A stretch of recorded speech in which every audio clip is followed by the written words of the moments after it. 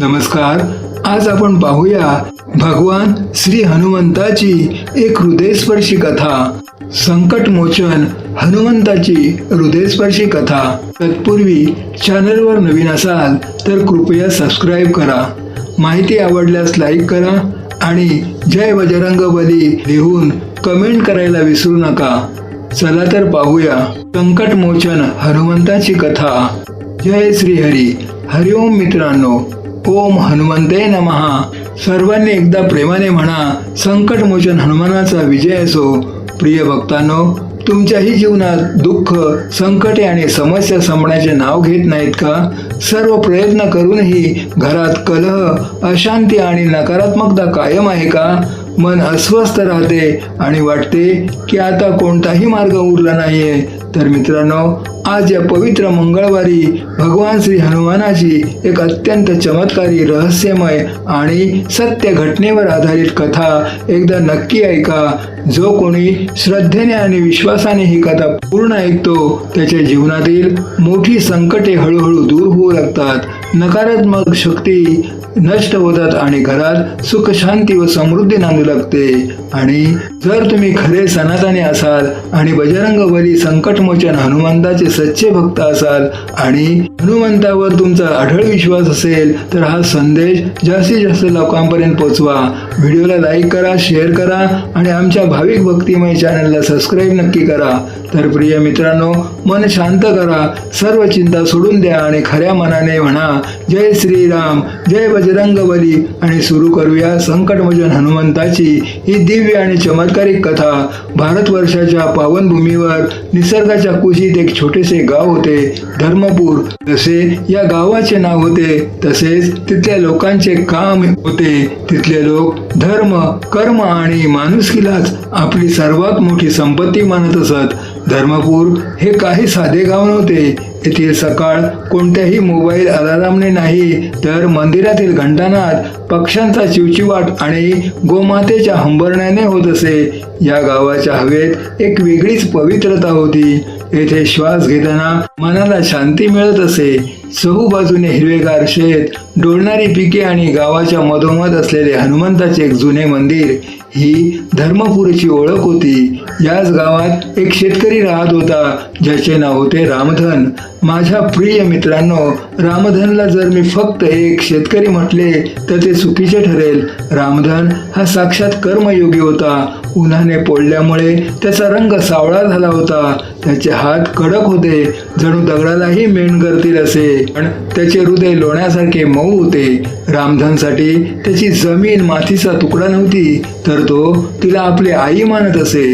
तो म्हणायचा, ज्या मातीतून माझे शरीर बनले आहे, जी माती मला अन्न देते, ती माझ्या जन्मदात्रीपेक्षा कमी कशी असू शकते? रामधनचे कुटुंब छोटे होते. त्याची पत्नी सीता जी साक्षात लक्ष्मीसारखी होती. कमीत कमी उत्पन्न संसार चालवणे आणि पतीच्या सुखदुःखात साथ देणे हाच तिचा धर्म होता.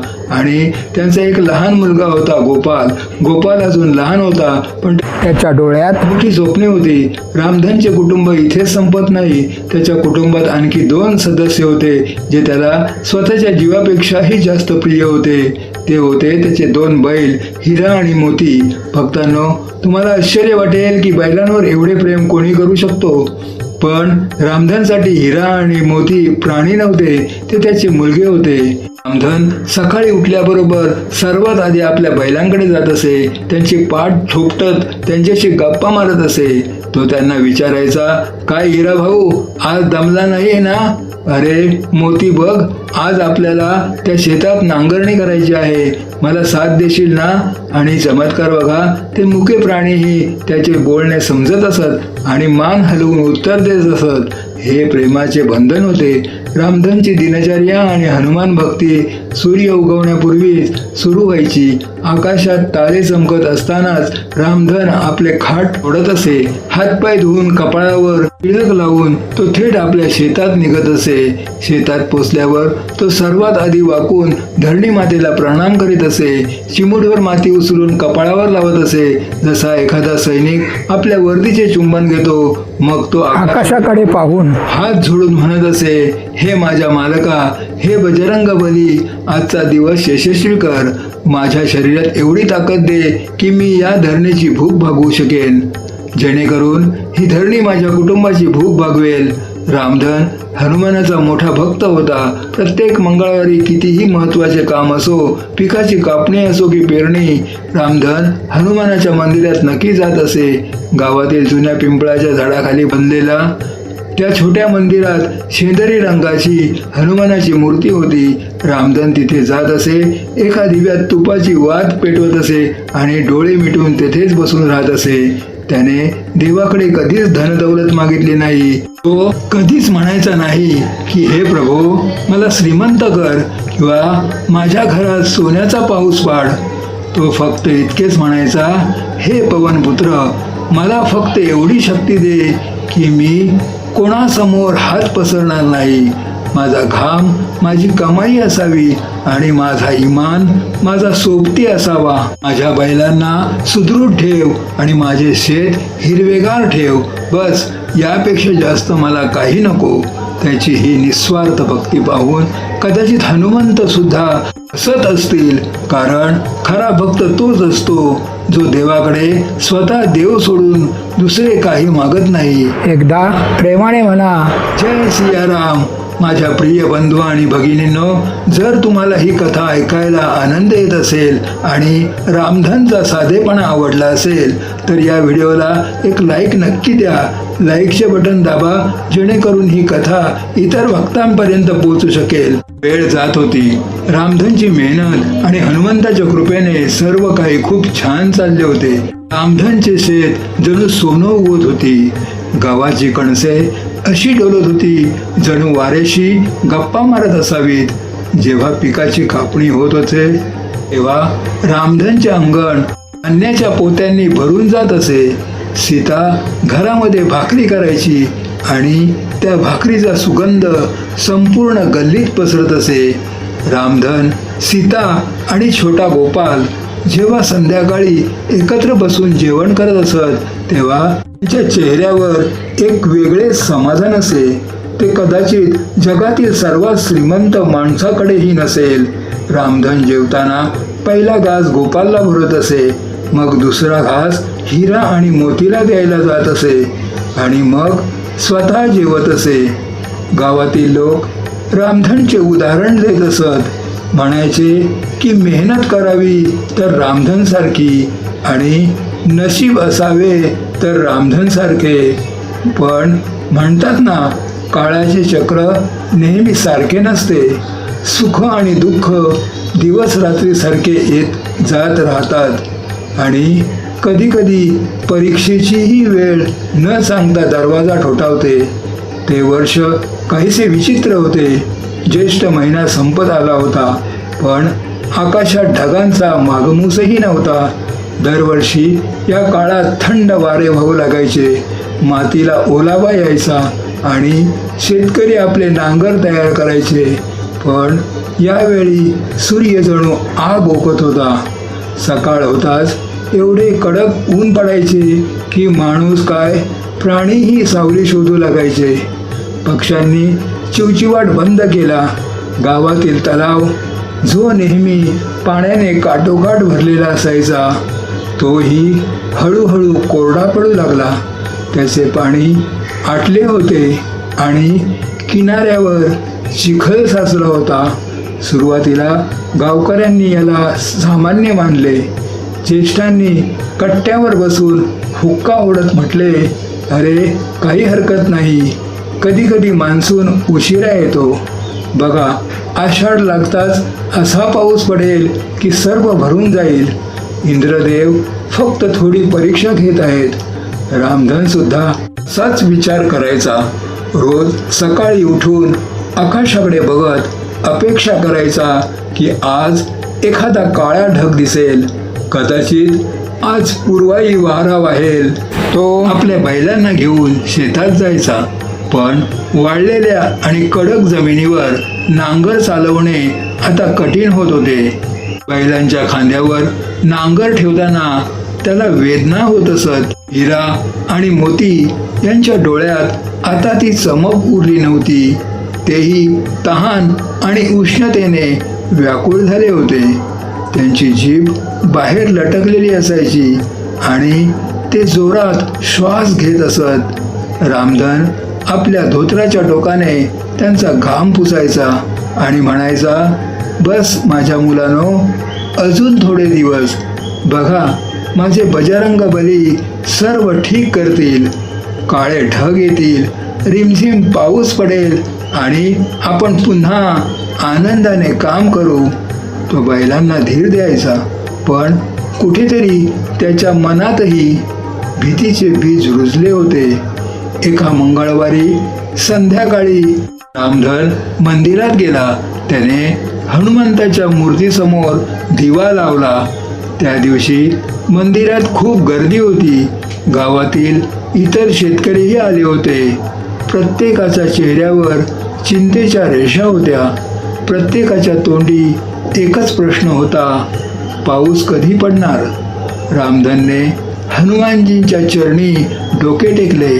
मूर्तीकडे पाहून त्याला असे वाटले जणू हनुमानजी सांगत आहेत, धैर्य ठेव रामधन, धैर्य ठेव. त्याने हात जोडून म्हटले, प्रभू, माझी शेते वाळत आहेत, ते तर मी सहन करेन. माझी मेहनत वाया जात आहे, तीही मी सहन करेन. पण माझ्या गावातील प्राण्यांचे काय होईल? माझ्या हिरा आणि मोतीचे काय होईल? त्यांना तहानलेले पाहून माझे काळीज फाटते. काहीतरी करा प्रभू, ढगांना आज्ञा द्या. प्रार्थना करून रामधन घरी परतला. त्या रात्री खूप उकाडा होता. वाऱ्याची एक झुळूकही नव्हती. उष्णता इतकी होती की घरात झोपणे कठीण होते. म्हणून रामधन आपली खाट बाहेर अंगणात टाकून झोपला होता. बाजूला सीता बसून हाताने पंखा फिरवत होती.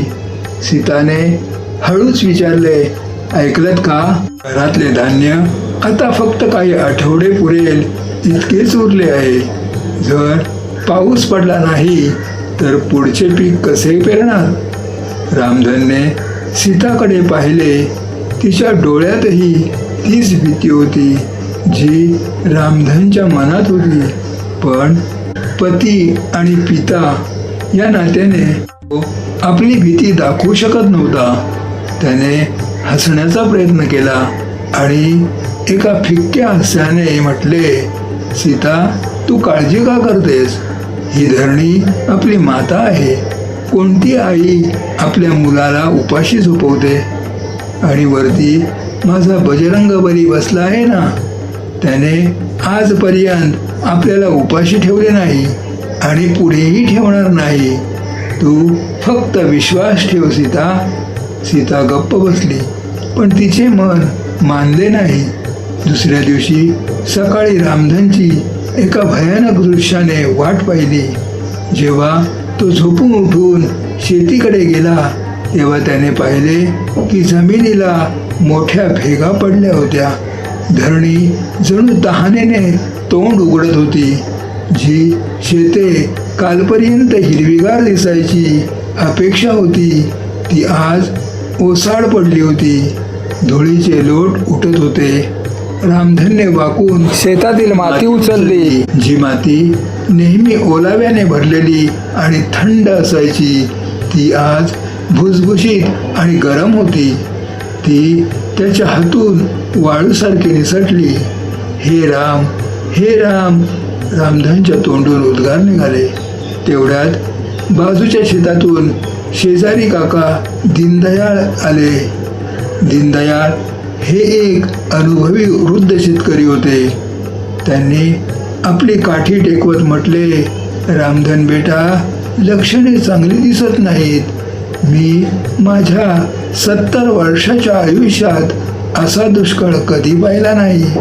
वाटते यावेळी निसर्ग आपल्यावर रुसला आहे. गावातील विहिरींनी सुद्धा आता हात टेकले आहेत. रामधनचे हृदय जोरात धडकले. विहिरी कोरड्या पडत आहेत. त्यांनी विचारले, हो बेटा?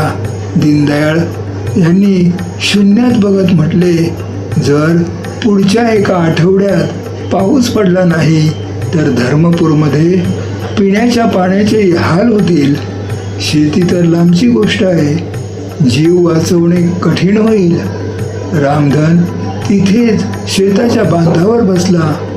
त्याच्या समोर ते विशाल शेत पसरलेले होते, पण आज त्याला ते शेत नाही तर स्मशानासारखे वाटत होते. त्याच्या डोळ्यासमोर गोपालचा निष्पाप चेहरा आणि हिरा मोतीची तहान फिरत होती.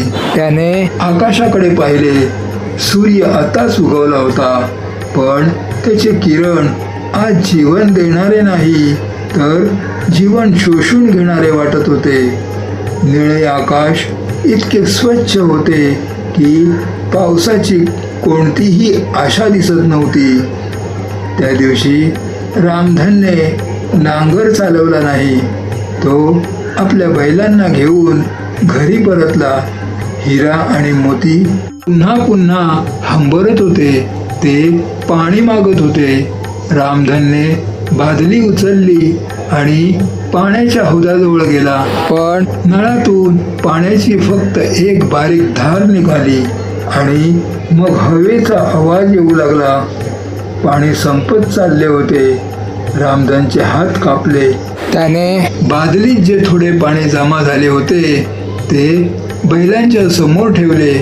हिरा आणि मोती यांनी एका घोटात ते पाणी संपवले आणि मग आशेने रामधनकडे बघू लागले, जणू विचारात असावेत. मालक अजून कुठे आहे? तहान अजून भागलेली नाहीये. रामधनच्या डोळ्यातून अश्रू आले. तो त्या मुक्या प्राण्यांशी नजर मिळवू शकत नव्हता. त्याने त्यांच्या गळ्यात हात टाकला आणि गदगदलेल्या आवाजात म्हटले, माफ करा माझ्या मुलांनो, आज पाणी कमी आहे. उद्या नक्की पाऊस पडेल. उद्या आपण मनसोक्त पाणी पिऊ. पण उद्या पाऊस पडणार होता का? इतर एका भयानक संकटाची सुरुवात होती.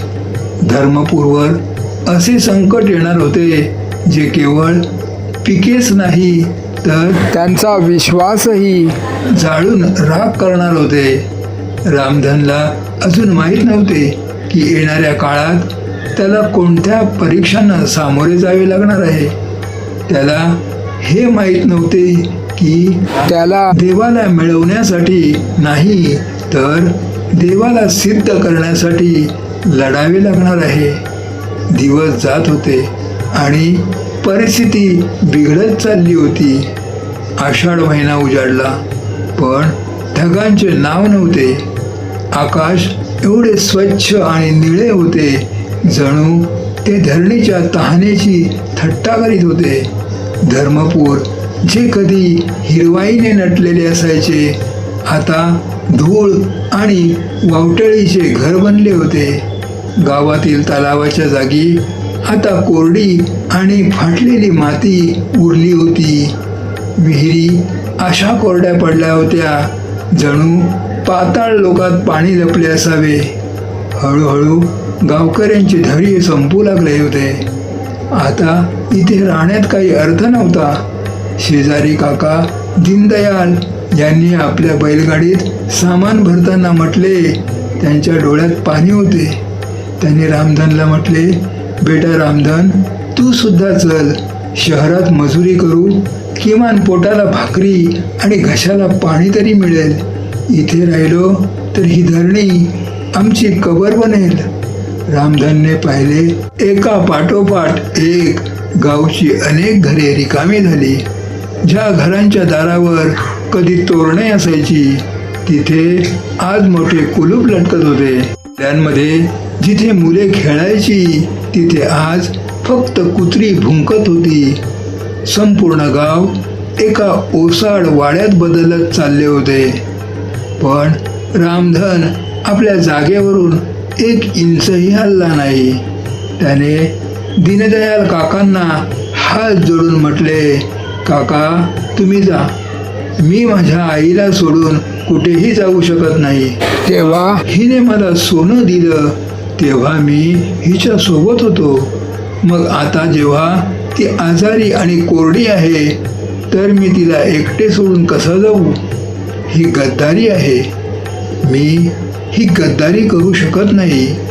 दीनदयाल काकांनी मान हलवली आणि निघून गेले. रामधन वेडा झाला आहे असा विचार करीत ते निघून गेले. जेव्हा संकट येते तेव्हा लालच सुद्धा आपले पाय पसरते. एके दिवशी शहरातून एक मोठी गाडी गावात आली. त्यातून एक जाडजूड शेठ उतरला. नाव होते शेठ धनीराम. तो जमिनींचा दलाल होता. त्याला समजले होते की धर्मपूरमध्ये दुष्काळ पडला आहे आणि लोक कवडी मोलभावात जमीन विकत आहेत. शेठ धनीराम थेट रामधनकडे आला. रामधन त्यावेळी आपल्या कोरड्या शेतात बसून मातीची ढेकळे फोडत होता. शेठने आपली छडी फिरवत म्हटले, काय रामधन भाऊ, ऐकले आहे तुझे हाल खूप कठीण आहेत. बघ, मी तुझ्या भल्यासाठी आलो आहे. ही ओसाड जमीन मला विकून टाक. मी इथे एक मोठा कारखाना उभारणार आहे. तुला तोड मागेल ती किंमत देईन. त्या पैशातून शहरात जा, एखादे दुकान उघड आणि मजा कर. का या मातीत मरतोयस? रामधनने हळूच मान वर केली. त्याचे डोळे लाल होते. चेहरा उन्हाने करपलेला होता. पण त्याच्या आवाजात एक वेगळाच ठामपणा होता. त्याने मुठभर माती उचलली आणि शेठच्या समोर धरली आणि म्हणाला, शेठजी, ही माती तुमच्यासाठी पैसे असेल, पण माझ्यासाठी ही माझी आई आहे. कोणता मुलगा आपल्या आईला ती आजारी आहे म्हणून विकून टाकतो? तुमची संपत्ती तुमच्याकडे ठेवा. माझी जमीन विकण्यासाठी नाही आहे. शेठने हसून म्हटले, वेडा आहेस तू, इथे उपाशी मरशील. तुझे हे बैल, हिरा आणि मोती उद्यापर्यंत मरून जातील. बघून घे. शेठ निघून गेला.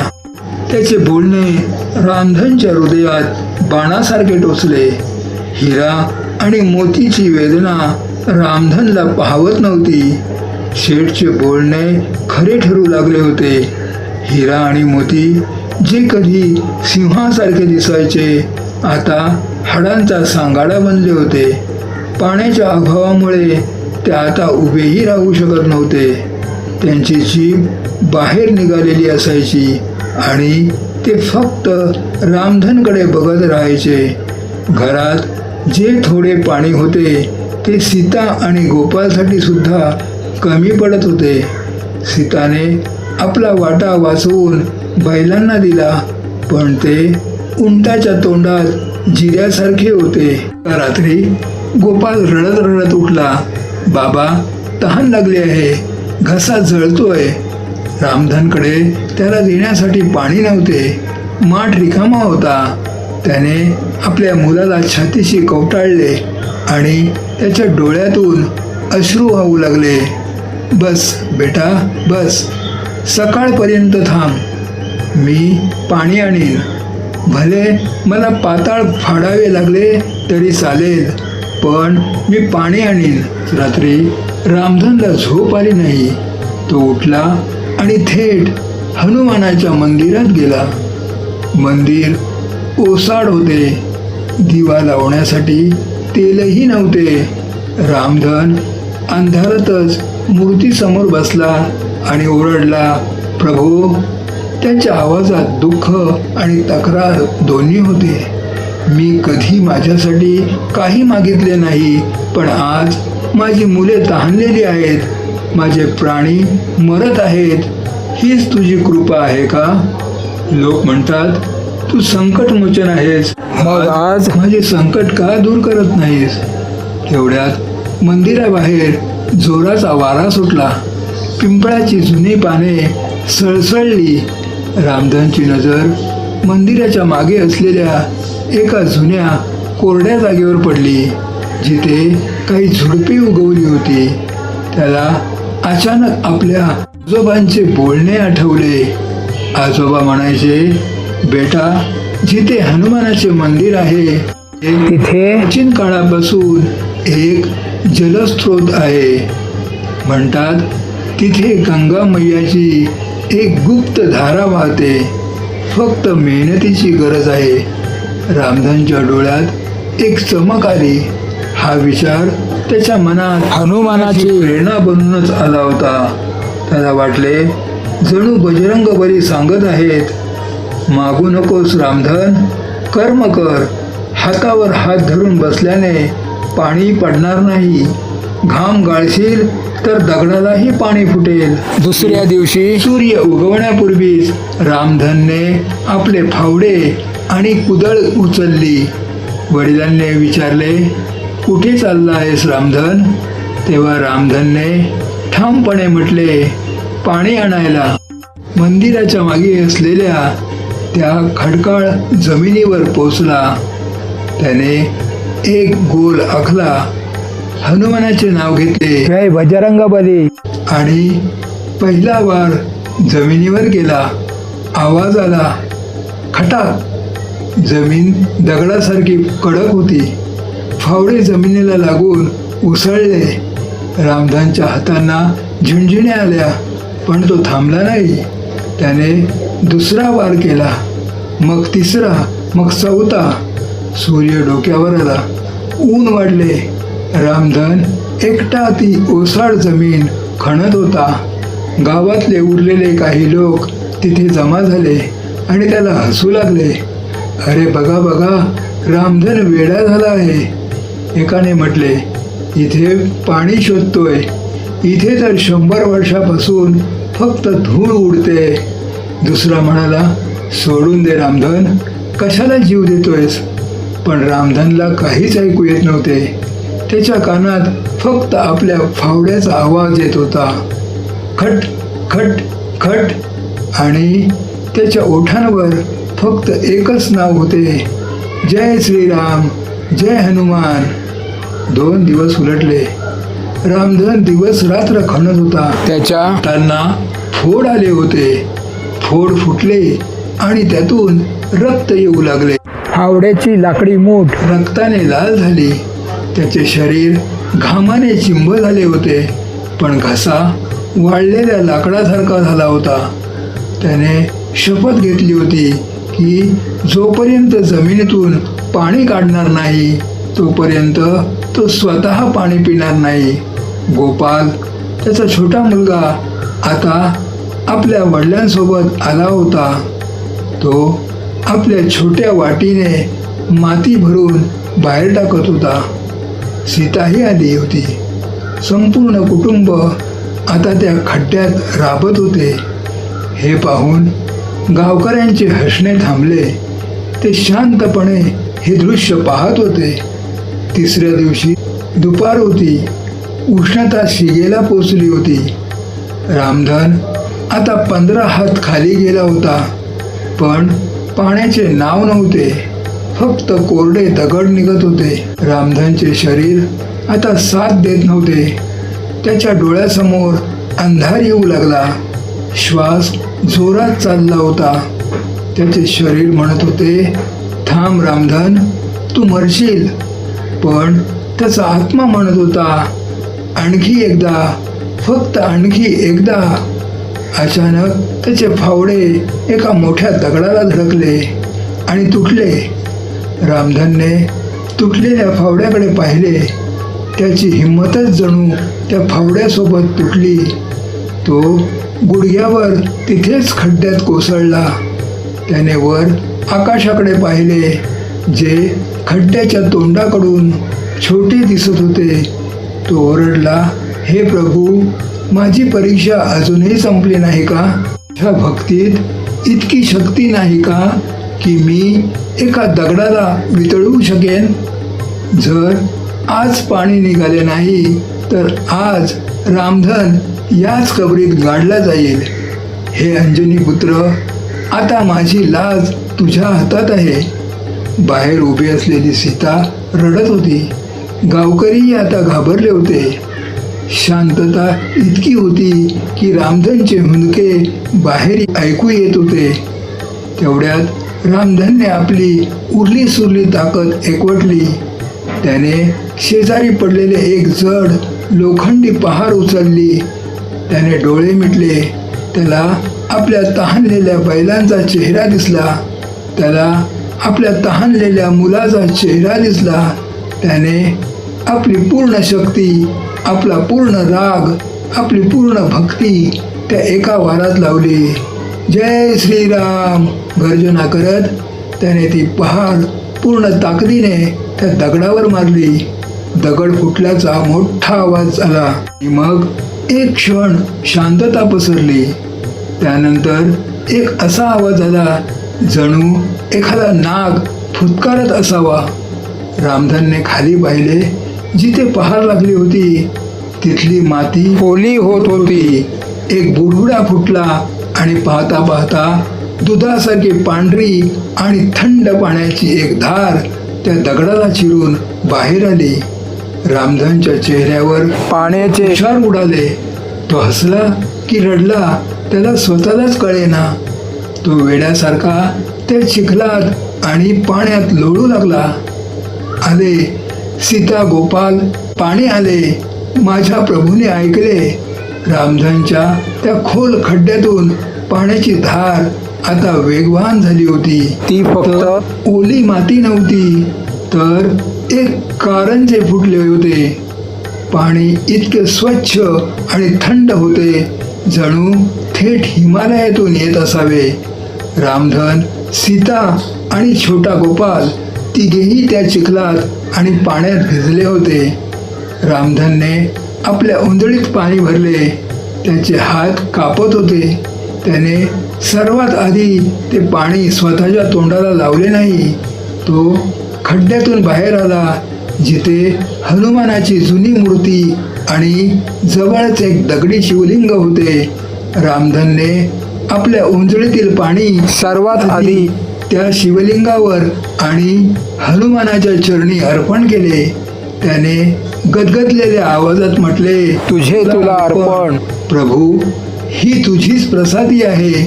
त्यानंतर त्याने पुन्हा पाणी भरले आणि धावत जाऊन आपल्या बैलांकडे, हिरा आणि मोतीकडे गेला. जे बैल मरणासन्न झाले होते त्यांना पाण्याचा वास येताच त्यांच्यात प्राण आले.